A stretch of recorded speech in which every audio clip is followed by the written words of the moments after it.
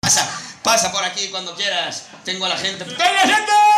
¡Vai tomar pelo que me cago en Dios! ¡Vale! Se está viendo tanta puta mierda, ¿eh? Se está viendo tanta puta mierda de tanto... puta mierda del monólogo de la comicidad. Ya está bien, ya. Bueno, eu tengo fixen... Fixen que nada, que non tenía cerrado, fixen que non quería. E subí para arriba, e me contestou, me dixen que pagar máis, que eres unha besta.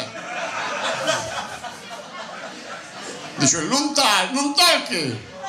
Non vou te pegar unha que te va a pegar a que... Fixen que non, pa. Estaba xente do fondo, había... Eu cheguei ali, mas son pastoriza, e dixen, está ben...